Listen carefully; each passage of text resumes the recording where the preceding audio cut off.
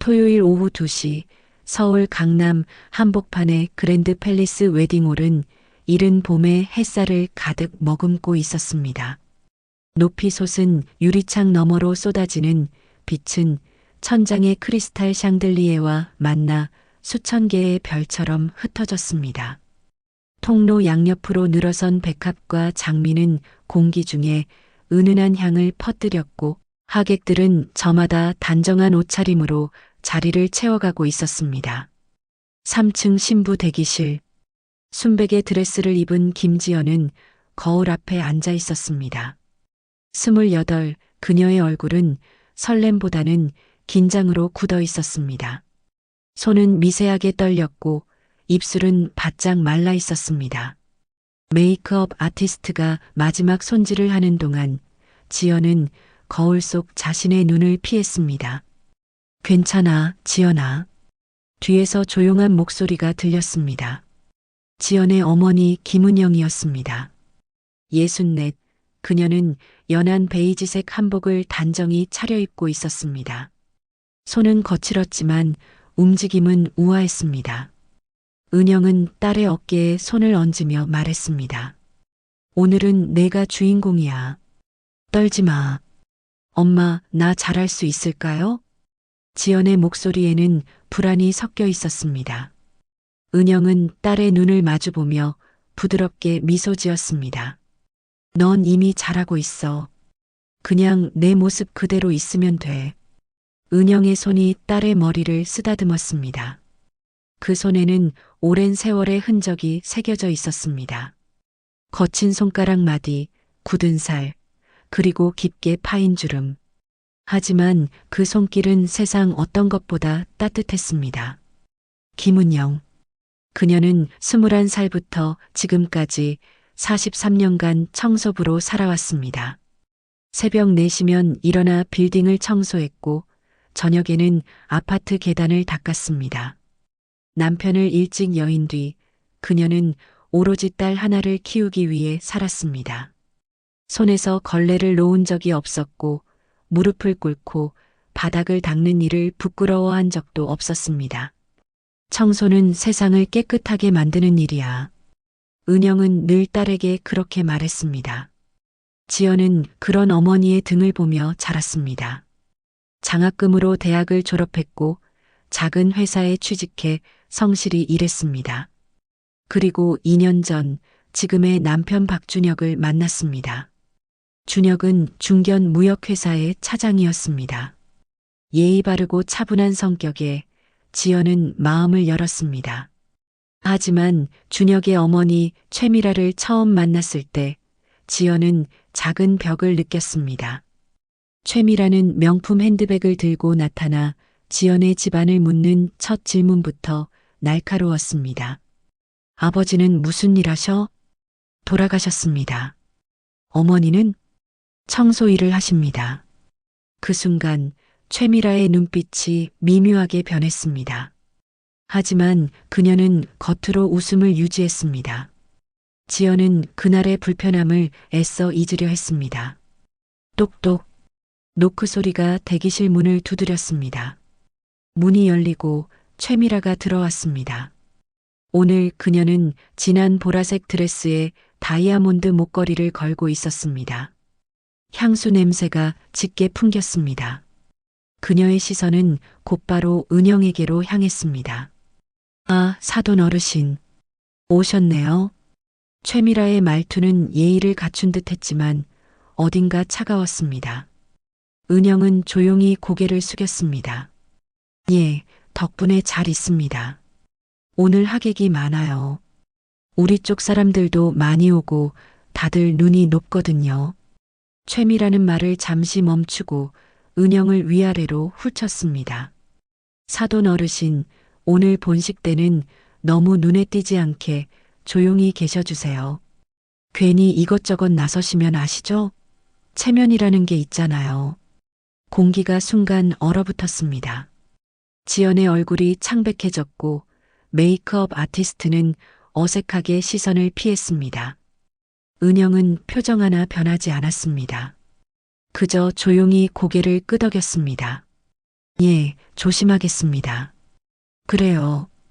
그럼 준비 잘하세요. 최미라는 그렇게 말하고 문을 닫았습니다. 방 안에 침묵이 흘렀습니다. 지연은 주먹을 꽉 쥐었습니다. 엄마, 미안해요. 내가, 괜찮아. 은영의 목소리는 여전히 담담했습니다. 하지만 그녀의 눈 깊은 곳에는 작은 파장이 일고 있었습니다. 잔잔하지만 멈추지 않는 파장이었습니다. 오후 3시 본식이 시작되었습니다. 웨딩 마치가 울려 퍼지고 지연은 은영의 팔을 잡고 통로를 걸었습니다. 하객들의 시선이 쏟아졌습니다. 박수 소리 사이로 누군가의 속삭임이 들렸습니다. 신부 어머니 옷차림 좀 봐. 수수하네. 청소부라던데? 어머, 정말? 은영은 그 목소리들을 들었지만 표정을 흐트러뜨리지 않았습니다. 그녀는 딸의 손을 꽉 잡고 한 걸음 한 걸음 단단히 내디뎠습니다. 식은 순조롭게 진행되었습니다. 주례의 말씀 맹세, 반지 교환. 모든 것이 준비된 각본대로 흘러갔습니다. 하지만 피로연 중 사건이 터졌습니다.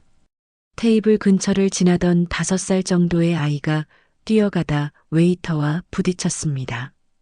레드와인을 담은 잔이 공중으로 튀었고 붉은 액체가 최미라의 드레스에 쏟아졌습니다. 아, 이게 무슨... 최미라의 비명이 홀 안을 울렸습니다. 웨이터는 황급히 냅킨을 꺼내 닦으려 했지만 최미라는 손을 뿌리쳤습니다. 이 옷이 얼마짜린 줄 알아? 순간 은영이 조용히 다가왔습니다. 그녀는 가방에서 작은 수건을 꺼내 재빠르게 드레스의 얼룩을 닦기 시작했습니다. 움직임은 능숙했고 빨랐습니다. 오랜 세월 무언가를 닦아온 손의 기억이었습니다. 물티슈로 먼저 두드리고 소금을 살짝 뿌리면 번지지 않습니다. 은영의 손은 정확했습니다. 얼룩은 점점 옅어졌습니다.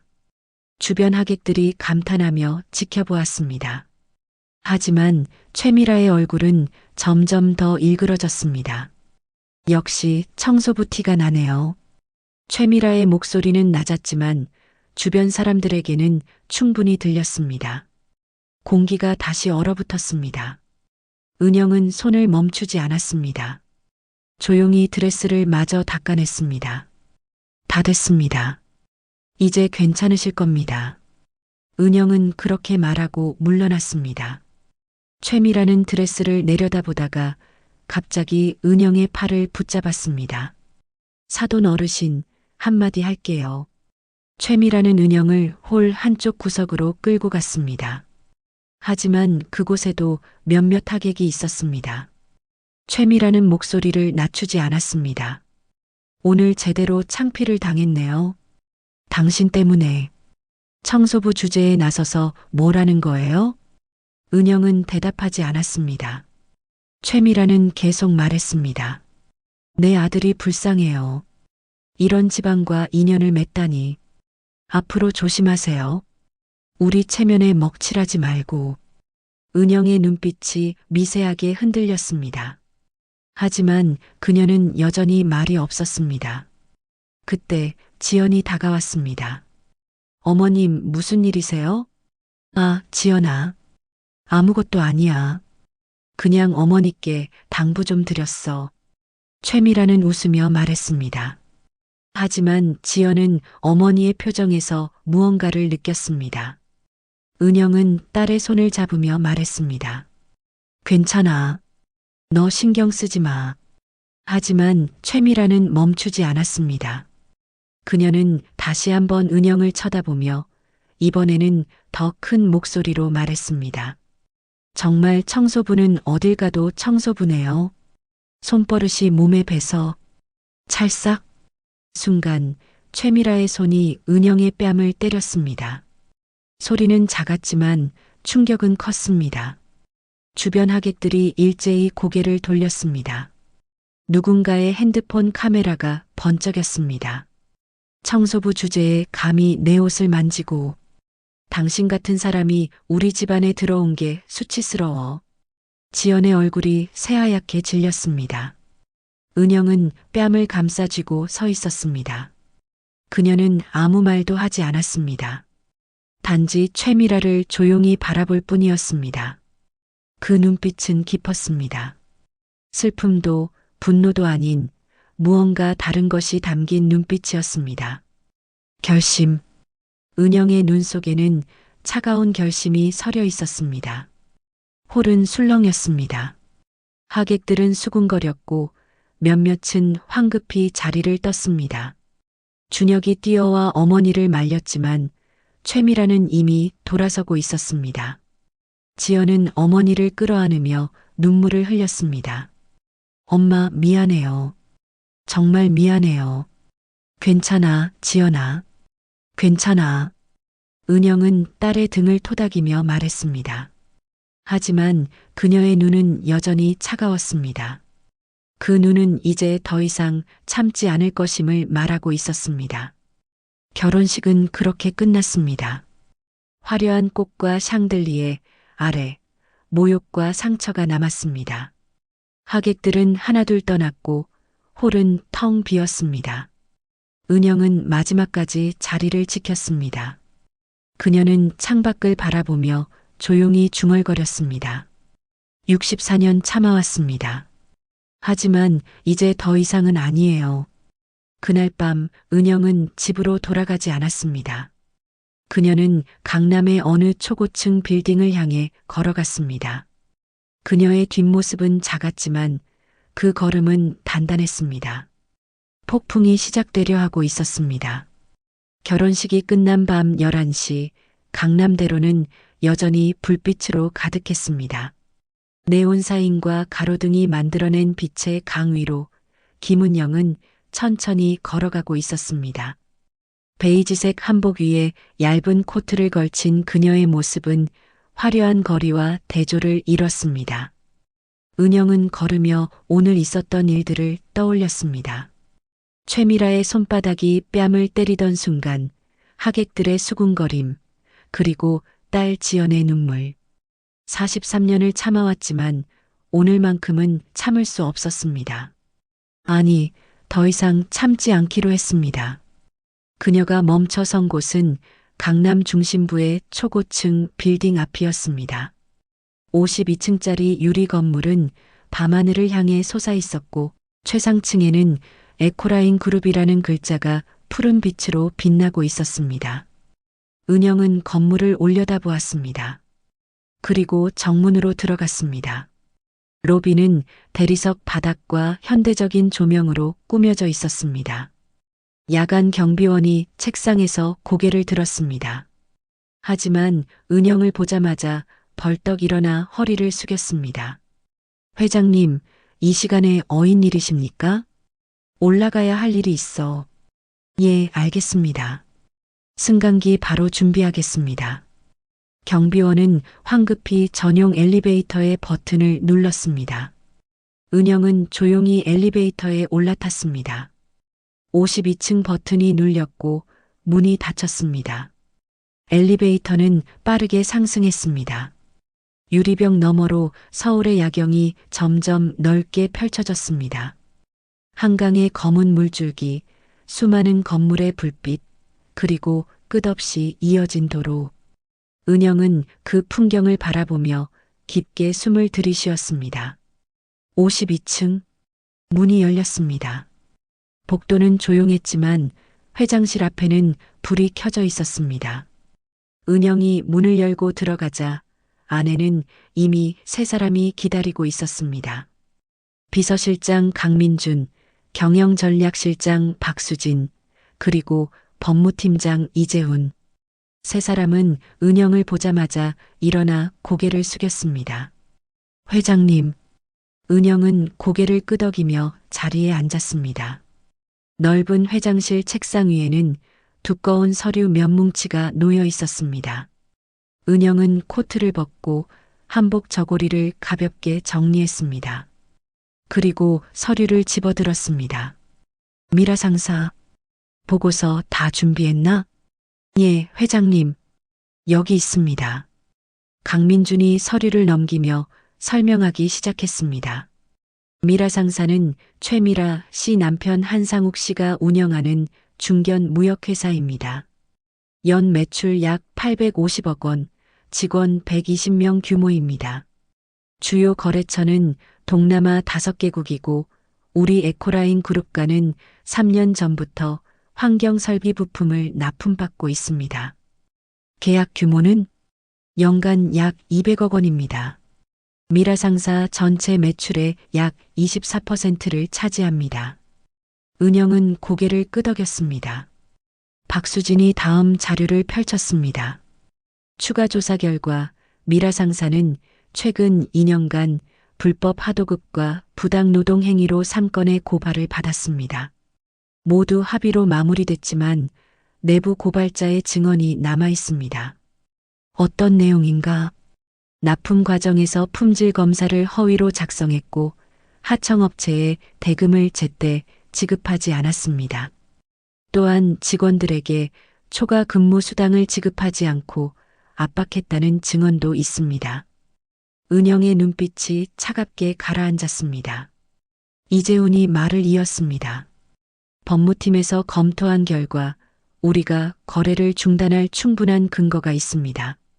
계약서 상 윤리 경영 위반 시 즉시 해지 가능 조항이 명시되어 있습니다. 좋아. 은영은 서류를 덮었습니다. 그리고 세 사람을 차례로 바라보았습니다. 내일 아침 9시 기자회견을 엽니다. 세 사람의 얼굴이 순간 굳었습니다. 강민준이 조심스럽게 말했습니다. 회장님, 기자회견이라면 혹시 오늘 결혼식일과 관련이? 그렇네. 은영의 대답은 짧고 단호했습니다. 박수진이 걱정스러운 표정으로 물었습니다. 회장님, 그러면 회장님의 정체가 공개됩니다. 40년간 숨겨오셨는데 이제 숨을 이유가 없어졌어. 은영은 창밖을 바라보았습니다. 어둠 속에서 반짝이는 서울의 불빛들. 그녀는 조용히 말을 이었습니다. 40년 전 나는 21살이었네. 결혼하고 1년 만에 남편을 잃었지. 교통사고였어. 뱃속엔 지연이가 있었고 손에 쥔 건 아무것도 없었네. 세 사람은 숨을 죽이고 들었습니다. 그때 한 청소 회사에서 날 받아줬어. 새벽 4시부터 밤 10시까지 일했지. 빌딩도 닦고 화장실도 닦고 계단도 닦았네. 부끄럽지 않았어. 내 딸을 먹여 살리는 일이었으니까. 은영의 목소리는 담담했습니다. 5년 뒤 그 회사가 부도 위기에 처했어. 사장님이 날 부르더군. 은영 씨, 당신이 회사를 맡아볼 생각 없어? 했지. 나는 그때 26이었고 배운 것도 없었네. 하지만 거절할 수 없었어. 함께 일하던 동료들이 거리에 나앉을 판이었으니까. 강민준이 조용히 물었습니다. 그게 에코라인의 시작이었습니까? 그렇네. 직원 12명으로 시작했어. 처음엔 빌딩 청소만 했지. 그런데 일을 하다 보니 보이더군. 청소라는 게 단순한 노동이 아니라는 걸. 환경을 지키는 일이고 사람들의 건강을 지키는 일이라는 걸. 은영은 책상 위의 서류를 손으로 가볍게 쓸었습니다. 그래서 시작했어. 친환경 세제 개발, 폐기물 재활용 시스템, 공기 정화 설비. 하나씩 배우고 하나씩 키웠네. 40년이 걸렸어. 그 결과가 지금의 에코라인 그룹이야. 박수진이 감탄하듯 말했습니다. 직원 8,000명, 연 매출 1조 원 대단하십니다. 회장님. 대단한 게 아니네. 그냥 살아남으려고 발버둥 친 거지. 은영은 다시 세 사람을 바라보았습니다. 이번엔 눈빛이 더 날카로웠습니다. 하지만 오늘 내 딸이 모욕당했어. 청소부의 딸이라는 이유로. 나는 그걸 참을 수 없네. 회장님, 내가 40년간 청소부로 산 건 부끄러워서가 아니야. 현장을 잊지 않기 위해서였어. 청소하는 사람의 마음을, 바닥을 닦는 사람의 고됨을 기억하기 위해서. 그게 내 원칙이었고 에코라인의 뿌리였네.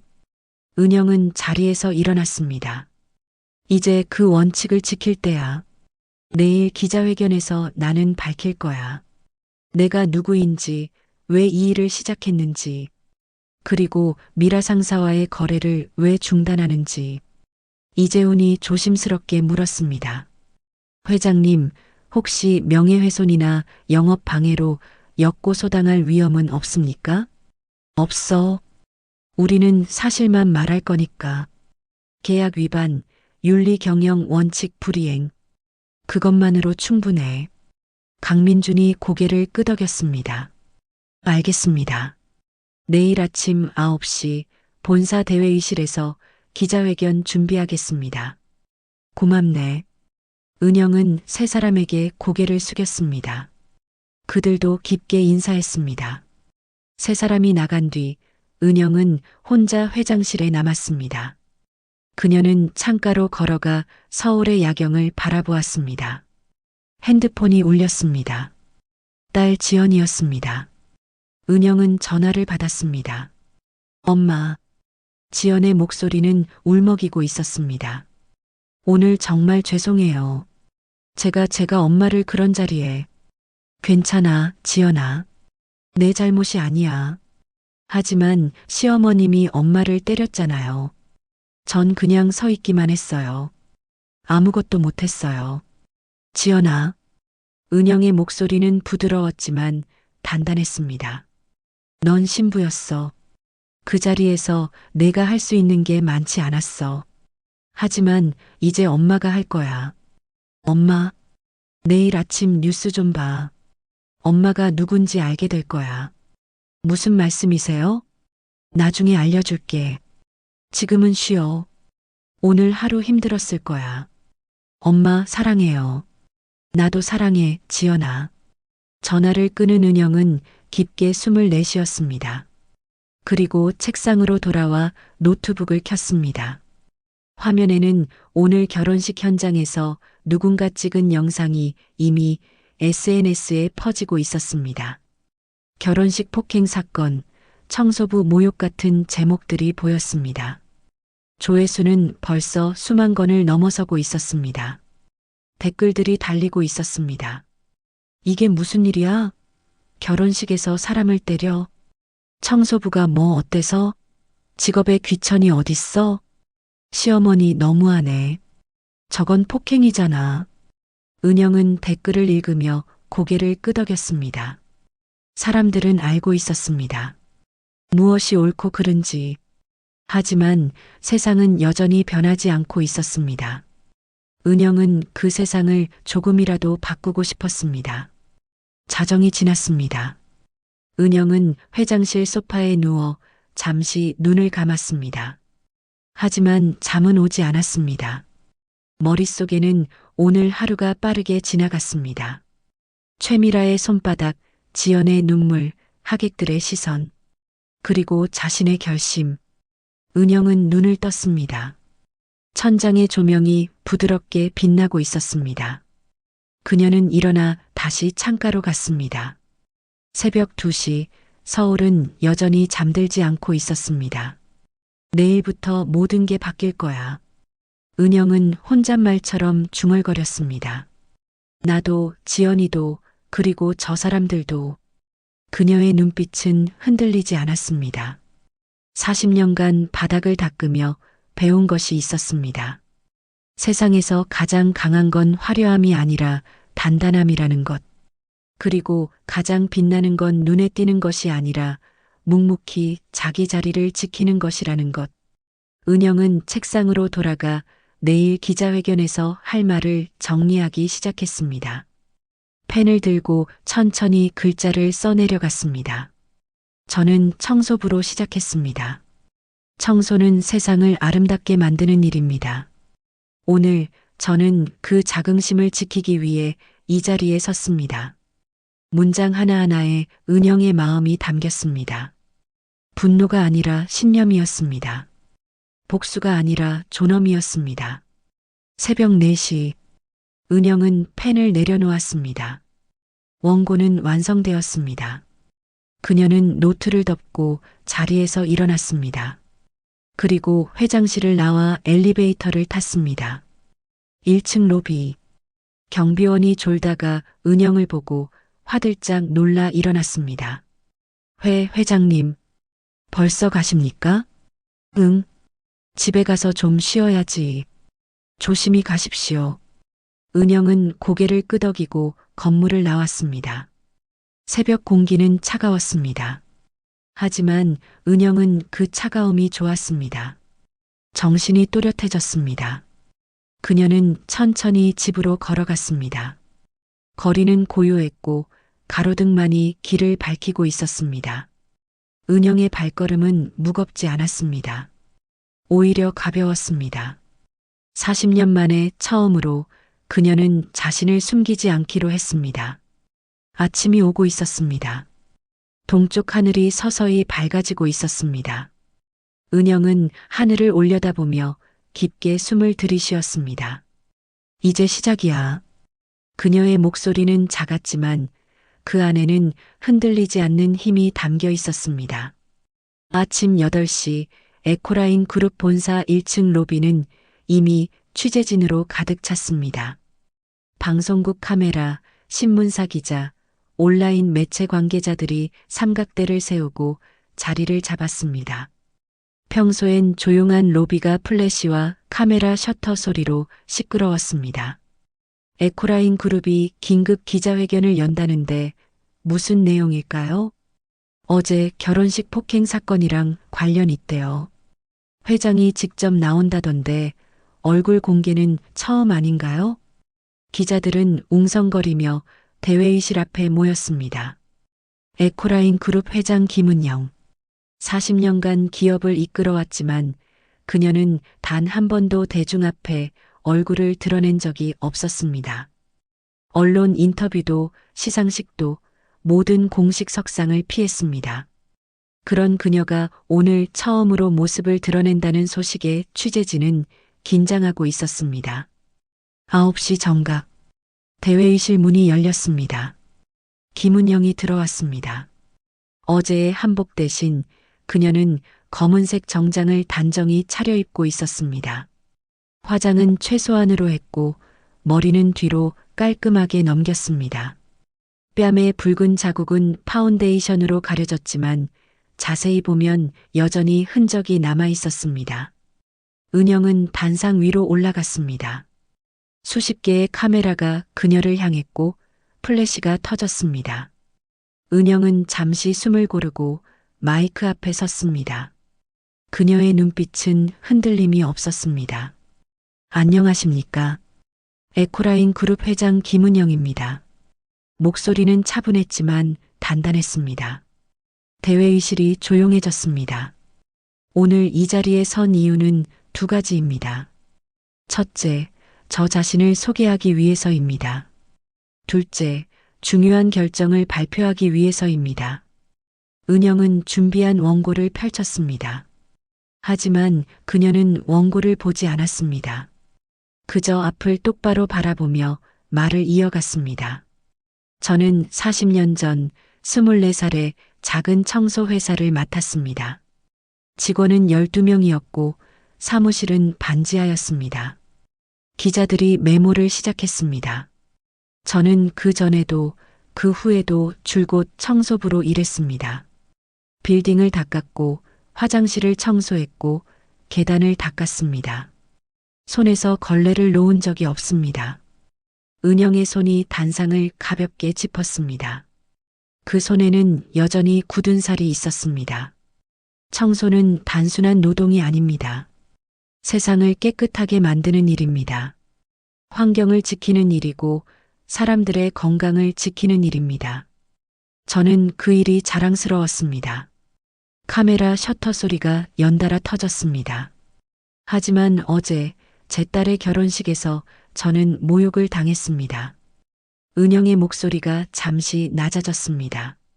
청소부라는 이유로, 청소부의 딸이라는 이유로. 제 딸은 뺨을 맞았고 저는 모욕을 들었습니다. 그 자리에는 수많은 하객이 있었고 그 장면은 영상으로 찍혔습니다.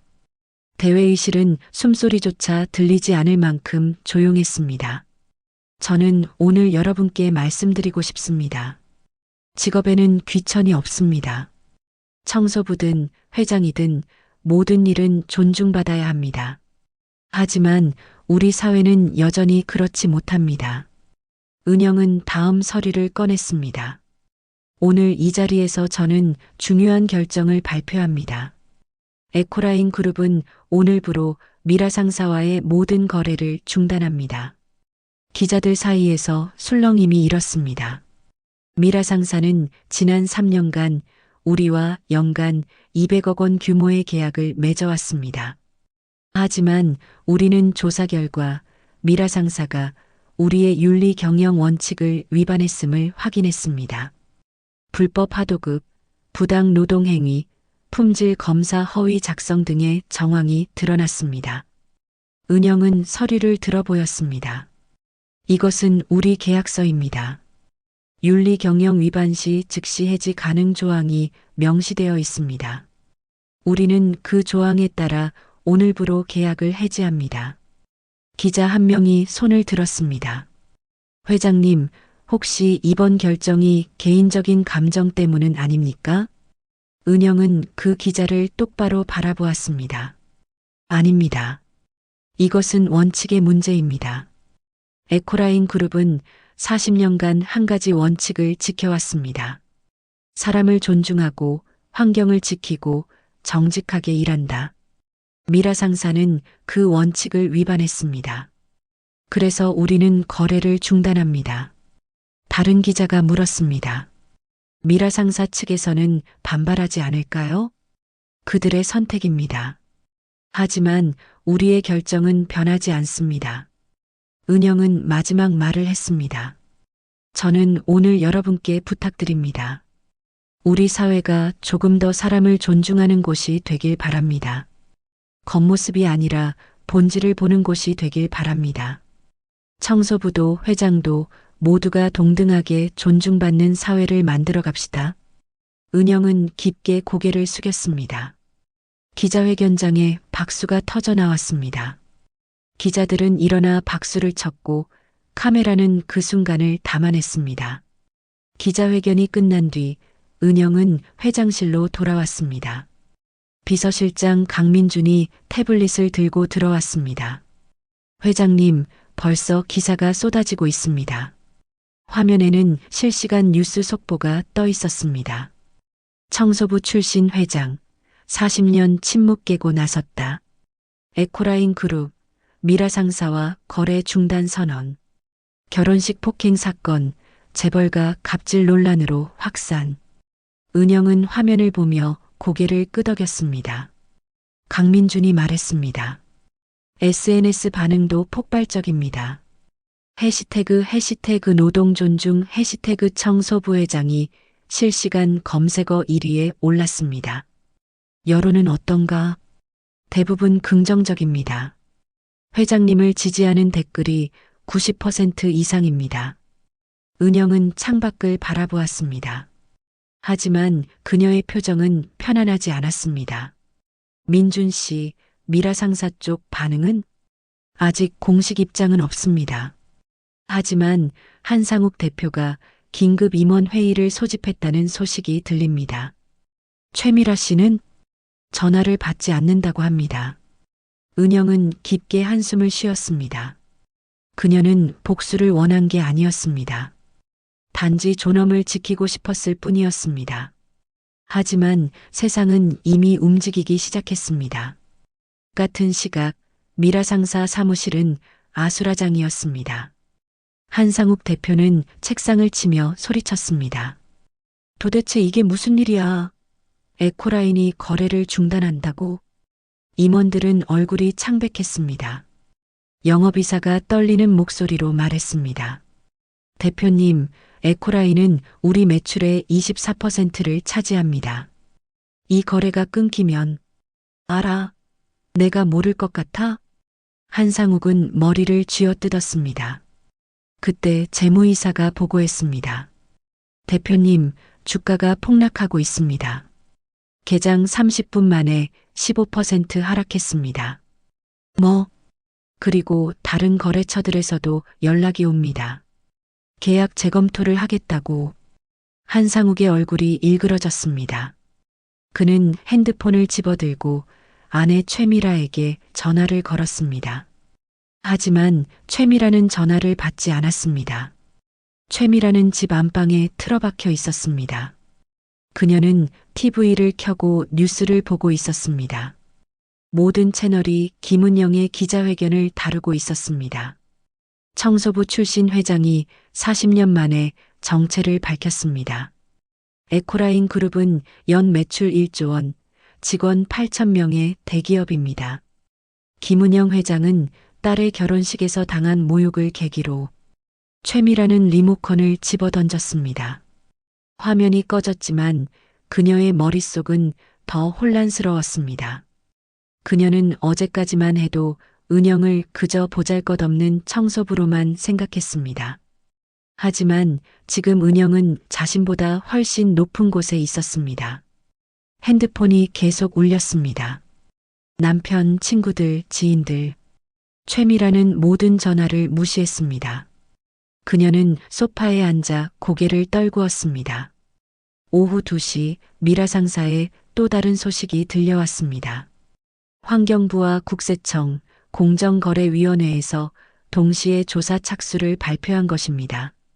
미라 상사의 불법 하도급 및 품질 검사 위조 의혹에 대해 철저히 조사하겠습니다. 탈세 및 회계 부정 여부를 확인하겠습니다. 하청업체에 대한 부당거래 행위를 점검하겠습니다. 한상욱은 의자에 주저앉았습니다. 그의 손은 떨리고 있었습니다. 영업이사가 다급히 말했습니다. 대표님, 사과문을 내는 게 어떻겠습니까? 김은영 회장께 직접. 사과? 지금 사과한다고 달라질 게 있어? 하지만, 닥쳐. 한상욱은 소리쳤습니다. 하지만 그의 목소리에는 힘이 없었습니다. 그는 무너지고 있었습니다. 에코라인 그룹 회장실. 은영은 창밖을 바라보며 서 있었습니다. 강민준이 조심스럽게 말했습니다. 회장님, 미라 상사가 곧 무너질 것 같습니다. 주가는 계속 떨어지고 정부 조사까지 시작됐습니다. 그리고 직원들과 노조도 반발하고 있다고 합니다. 은영은 대답하지 않았습니다. 강민준이 물었습니다. 회장님, 괜찮으십니까? 민준 씨. 예, 회장님. 나는 복수를 원한 게 아니네. 알고 있습니다. 단지 존중받고 싶었을 뿐이야. 내 딸이 존중받길 바랐어. 회장님께서는 옳은 일을 하셨습니다. 은영은 고개를 끄덕였습니다. 하지만 그녀의 가슴 한편에는 무거움이 남아 있었습니다. 미라 상사가 무너지는 것, 한상욱과 최미라가 몰락하는 것. 그것이 정말 옳은 일인가? 은영은 확신할 수 없었습니다. 저녁 6시 은영은 집으로 돌아왔습니다. 작은 아파트, 20평짜리 공간. 그녀는 40년간 이곳에서 살았습니다. 회장이 되고도 집을 옮기지 않았습니다. 문을 열자 딸 지연이 기다리고 있었습니다. 지연은 뉴스를 보았습니다. 눈은 빨갛게 부어 있었습니다. 엄마. 지연은 어머니를 끌어안으며 울었습니다. 미안해요, 엄마. 제가 몰랐어요. 엄마가 그렇게 대단한 분이신 줄. 지연아. 은영은 딸의 등을 쓰다듬었습니다. 나는 여전히 청소부야. 다만 회사를 운영하는 청소부일 뿐이지. 엄마 자랑스러워요. 나도 너 자랑스러워. 두 사람은 한동안 그렇게 안고 있었습니다. 은영의 눈에도 눈물이 맺혔습니다. 하지만 그녀는 울지 않았습니다. 아직 끝나지 않았습니다. 그날 밤 은영의 핸드폰이 울렸습니다. 모르는 번호였습니다. 은영은 전화를 받았습니다. 여보세요? 김은영 회장님이십니까? 목소리는 떨리고 있었습니다. 은영은 알아챘습니다. 최미라 씨? 예. 침묵이 흘렀습니다. 최미라의 숨소리만 들렸습니다. 그녀는 말을 잇지 못했습니다. 은영이 먼저 말했습니다. 무슨 일이신가요? 저 죄송합니다. 최미라의 목소리는 작았습니다. 제가 정말 잘못했습니다. 용서해 주세요. 은영은 대답하지 않았습니다. 최미라는 계속 말했습니다. 제발 거래를 다시 해주세요. 우리 회사가 무너지고 있어요. 최미라 씨, 네. 사과는 받았습니다. 하지만 거래는 다른 문제입니다. 회장님, 우리 회사에는 원칙이 있습니다. 그 원칙을 지킬 수 없는 회사와는 함께할 수 없습니다. 하지만 미안합니다. 은영은 전화를 끊었습니다. 그녀는 핸드폰을 내려놓고 창밖을 바라보았습니다. 밤하늘에는 별이 보이지 않았습니다. 서울의 불빛이 너무 밝았습니다. 은영은 생각했습니다. 이것이 정말 옳은 일인가? 한 사람을 용서하지 못하는 것이 옳은가? 하지만 그녀는 알고 있었습니다. 용서와 원칙은 다른 것이라는 걸. 폭풍은 이제 막 시작되었습니다.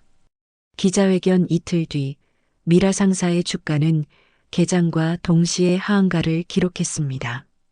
거래량은 폭증했지만 매수 주문은 없었습니다. 모두가 팔기에 바빴습니다. 증권가 애널리스트들은 일제히 투자 의견을 매도로 하향 조정했습니다. 미라 상사, 주요 거래처 이탈로 실적 급감 예상, 에코라인 거래 중단, 연간 200억 손실 불가피, 정부 조사 본격화 추가 악재 우려. 한상욱은 사무실에서 컴퓨터 화면을 멍하니 바라보고 있었습니다. 빨간 숫자들이 계속 깜빡였습니다. 그의 얼굴은 하얗게 질려 있었습니다. 노크 소리가 들렸습니다. 영업이사가 들어왔습니다. 그의 표정도 어두웠습니다. 대표님, 대성산업에서 연락 왔습니다. 무슨 내용인가? 계약 해지 통보입니다. 다음 달부터 거래를 중단하겠다고. 한상욱은 책상을 주먹으로 쳤습니다. 대성까지? 우리랑 10년 거래한 곳 아닌가? 예, 하지만 여론이 좋지 않다는 이유를 들었습니다. 여론? SNS에서 우리 회사를 불매하자는 움직임이 확산되고 있습니다. 해시태그 미라 상사 불매 해시태그가 실시간 검색어에 올랐습니다. 한상욱은 의자에 깊숙이 몸을 기댔습니다. 그의 손은 떨리고 있었습니다. 다른 거래처는? 한밤물산도 계약 재검토 중입니다. 동아상사는 아예 연락이 안 됩니다. 그리고 은행에서도 연락이 왔습니다. 대출 만기 연장이 어렵다고. 한상욱은 고개를 떨구었습니다. 회사는 빠르게 무너지고 있었습니다. 같은 시각 미라 상사 1층 로비에는 환경부 조사관들이 들어서고 있었습니다. 그들은 상자 여러 개를 들고 사무실로 향했습니다. 직원들은 불안한 눈빛으로 그들을 바라보았습니다. 전 직원 컴퓨터 사용 중지하십시오. 모든 서류와 파일을 보존해 주십시오. 조사관의 목소리는 단호했습니다. 직원들은 어쩔 줄 몰라 했습니다. 누군가 작은 목소리로 중얼거렸습니다. 이러다 회사 문 닫는 거 아니야? 어떡하지, 대출도 있는데. 불안은 빠르게 퍼졌습니다. 오후 3시 미라 상사 회의실에서 긴급 직원 회의가 열렸습니다. 한상욱은 직원들 앞에 섰습니다. 그의 얼굴에는 피로가 가득했습니다. 여러분, 죄송합니다. 한상욱의 목소리는 떨렸습니다. 제가 잘못 관리했습니다. 그 결과가 이렇게 됐습니다. 직원들은 침묵했습니다. 누군가 손을 들었습니다. 입사 15년 차 과장이었습니다. 대표님, 우리 월급은 나옵니까? 최선을 다하겠습니다. 최선이 아니라 나오는지 안 나오는지 물어본 겁니다. 목소리에는 날이 서 있었습니다. 한상욱은 대답하지 못했습니다. 다른 직원이 일어났습니다. 대표님, 저희는 그저 일만 했습니다. 불법 하도급도 품질 위조도 우리가 한 게 아닙니다. 왜 우리가 피해를 봐야 합니까? 미안합니다. 정말 미안합니다. 한상욱은 고개를 숙였습니다. 하지만 직원들의 분노는 가라앉지 않았습니다. 회의실은 술렁였고 누군가는 자리를 박차고 나갔습니다. 저녁, 한상욱은 집으로 돌아왔습니다. 강남의 대형 아파트, 50평형 공간. 하지만 그곳에는 따뜻함이 없었습니다. 최미라는 거실 소파에 앉아 TV를 보고 있었습니다. 뉴스는 여전히 이 사건을 다루고 있었습니다. 당신 때문에 이렇게 됐소. 한상욱의 목소리는 차가웠습니다. 최미라는 TV를 끄지 않았습니다. 내 잘못이라고? 그럼 누구 잘못이오?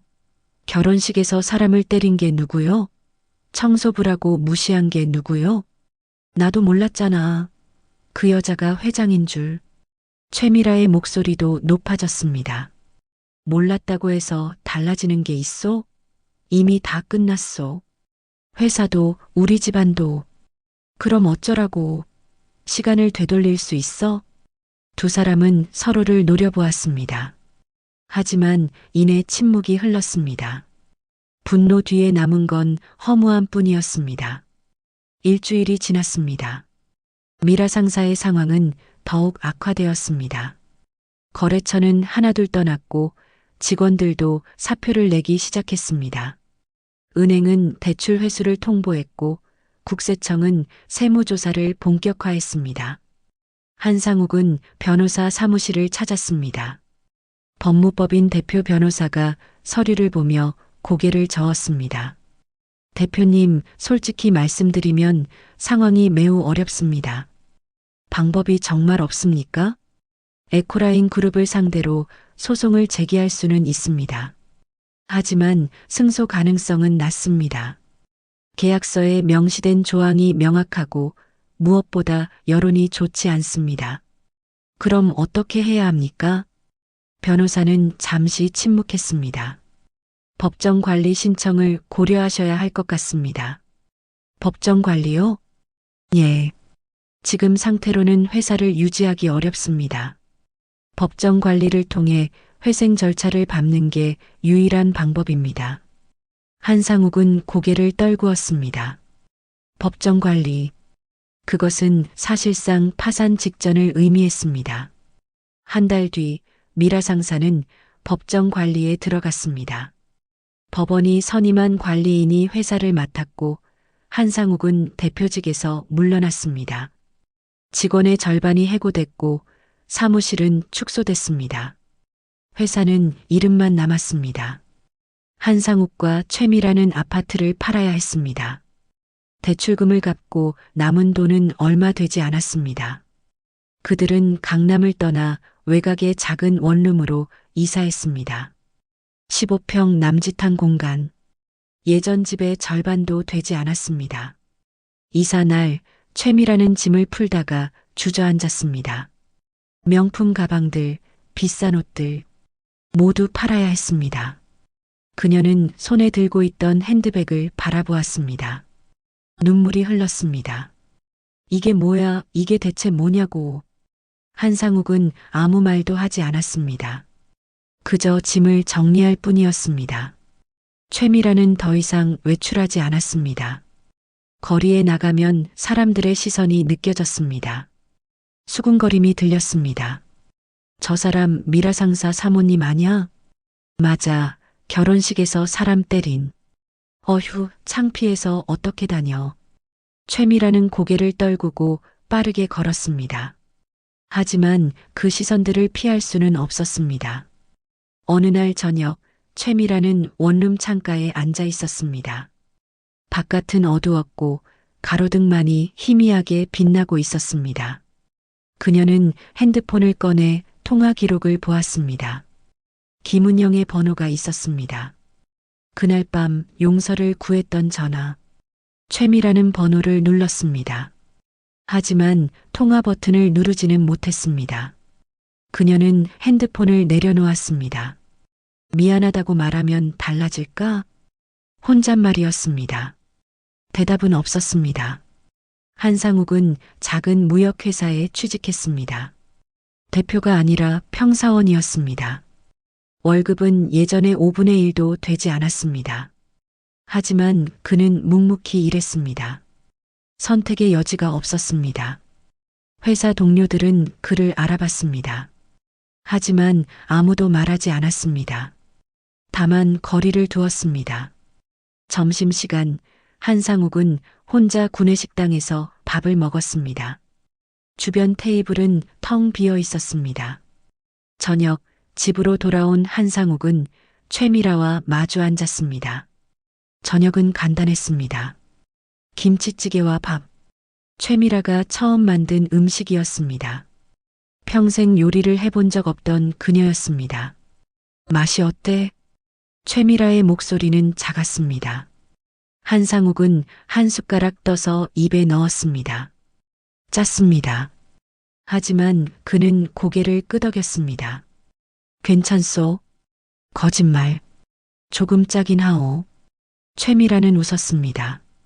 오랜만에 웃음이었습니다. 한상욱도 따라 웃었습니다. 두 사람은 그렇게 저녁을 먹었습니다. 말은 많지 않았지만 침묵은 예전처럼 무겁지 않았습니다. 그날 밤 최미라는 잠들기 전에 다시 한번 생각했습니다. 김은영에게 진심으로 사과해야 한다고.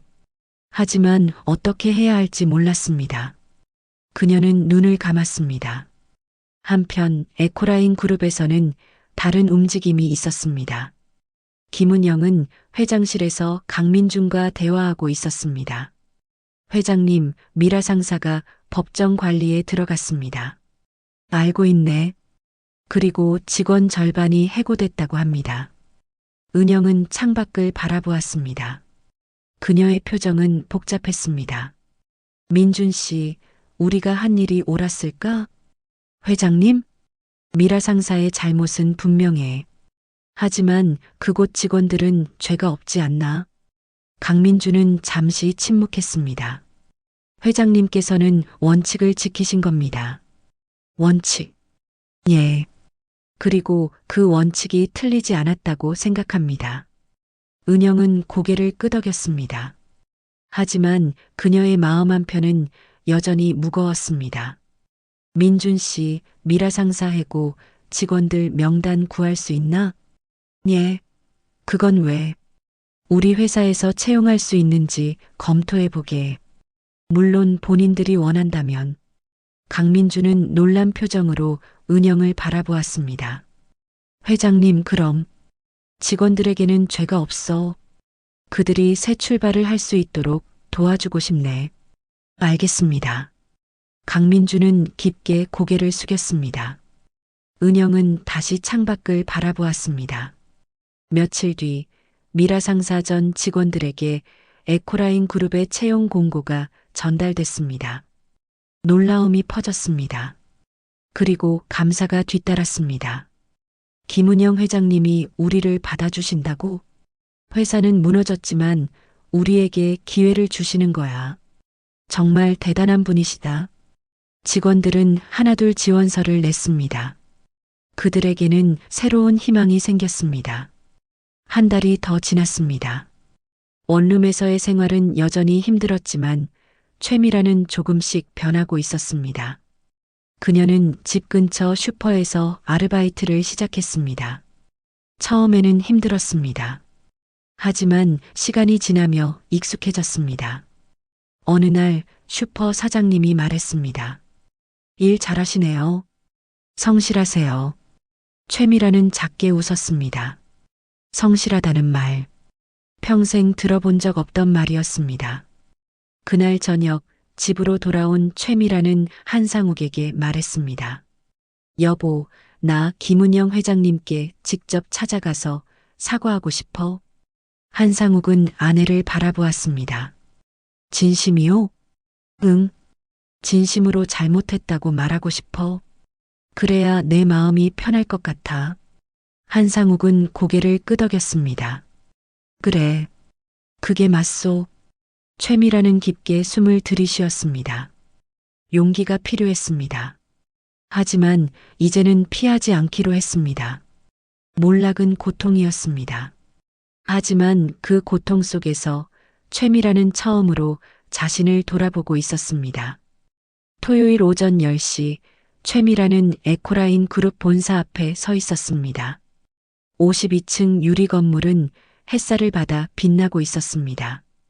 그녀는 수수한 검은색 코트를 입고 있었습니다. 명품 옷도 화려한 액세서리도 없었습니다. 손에는 작은 봉투 하나만 들려 있었습니다. 최미라는 깊게 숨을 들이쉬었습니다. 다리는 떨렸지만 그녀는 한 걸음씩 앞으로 나아갔습니다. 로비로 들어서자 경비원이 다가왔습니다. 어떻게 오셨습니까? 저 김은영 회장님을 뵙고 싶습니다. 예약이 되어 있으십니까? 아니요. 하지만 꼭 뵙고 싶습니다. 최미라라고 전해주세요. 경비원의 표정이 미묘하게 변했습니다. 그는 최미라를 알아본 것 같았습니다. 하지만 그는 예의 바르게 전화를 걸었습니다. 비서실입니까? 최미라 씨라는 분이 회장님을 뵙고 싶다고 하시는데요. 잠시 침묵이 흘렀습니다. 경비원이 고개를 끄덕이고 전화를 끊었습니다. 52층으로 올라가십시오. 비서실장님이 기다리고 계십니다. 감사합니다. 최미라는 엘리베이터에 올라탔습니다. 거울에 비친 자신의 얼굴은 초췌했습니다. 2달 만에 그녀는 많이 변해 있었습니다. 머리에는 흰 머리가 늘었고 얼굴에는 주름이 깊어졌습니다. 하지만 그녀의 눈빛은 예전과 달랐습니다. 오만함 대신 겸손이, 거만함 대신 진심이 담겨 있었습니다. 52층 문이 열리고 강민준이 기다리고 있었습니다. 최미라 씨십니까? 예. 이쪽으로 오십시오. 강민준은 최미라를 회장실로 안내했습니다. 문이 열리고 김은영이 보였습니다. 그녀는 책상에 앉아 서류를 보고 있었습니다. 최미라가 들어오자 고개를 들었습니다. 앉으세요.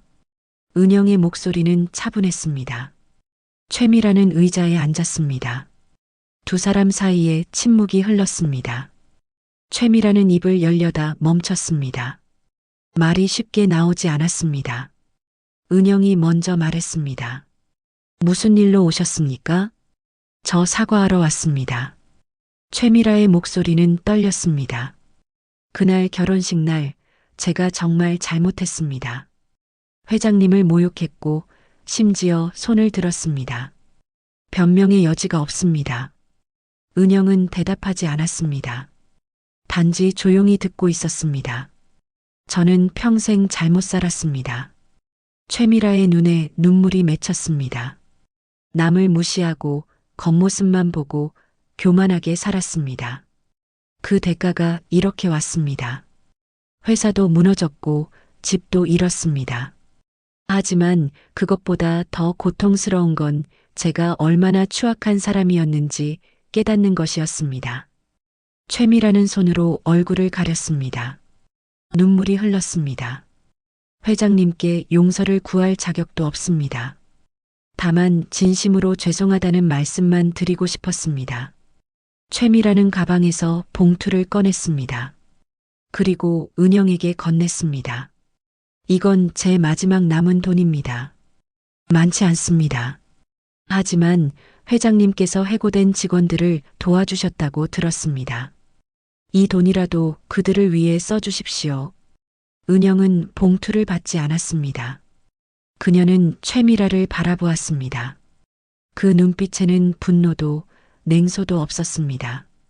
단지 깊은 이해가 담겨 있었습니다. 최미라 씨, 예. 돈은 필요 없습니다.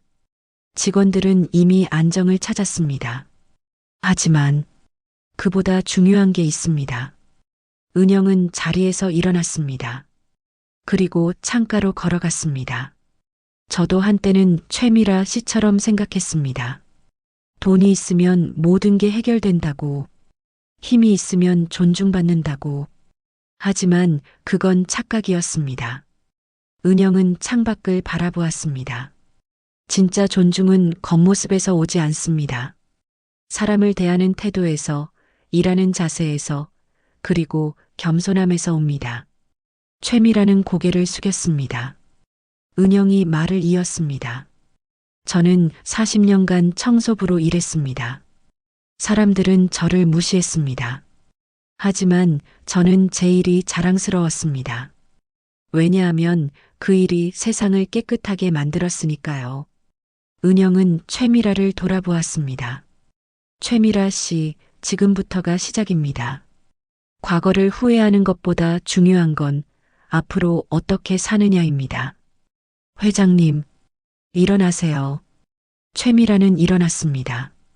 은영이 그녀에게 다가왔습니다. 그리고 손을 내밀었습니다. 다시 시작하세요. 당당하게. 최미라는 은영의 손을 잡았습니다. 눈물이 멈추지 않았습니다. 하지만 이번 눈물은 슬픔이 아니었습니다. 감사였고 희망이었습니다. 감사합니다. 정말 감사합니다. 두 사람은 한동안 손을 잡고 있었습니다. 최미라가 나간 뒤 은영은 혼자 회장실에 남았습니다. 강민준이 들어왔습니다. 회장님, 괜찮으십니까? 괜찮네. 용서하시는 게 쉽지 않으셨을 텐데요. 은영은 미소 지었습니다. 용서는 상대를 위한 게 아니야. 나를 위한 거지.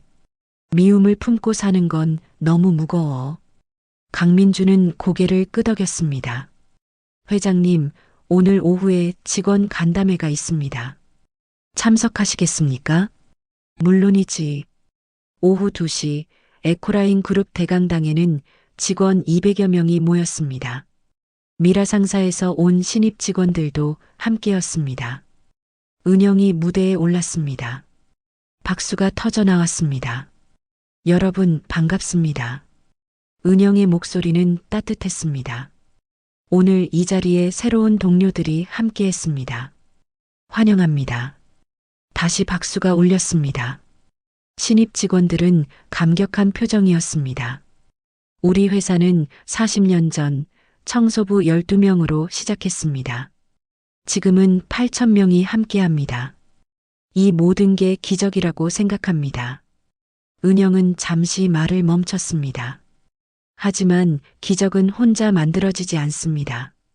여러분 한 분 한 분이 최선을 다했기에 가능했습니다. 감사합니다. 은영은 깊게 고개를 숙였습니다. 직원들이 일어나 박수를 쳤습니다. 앞으로도 우리는 한 가지 원칙을 지킬 겁니다.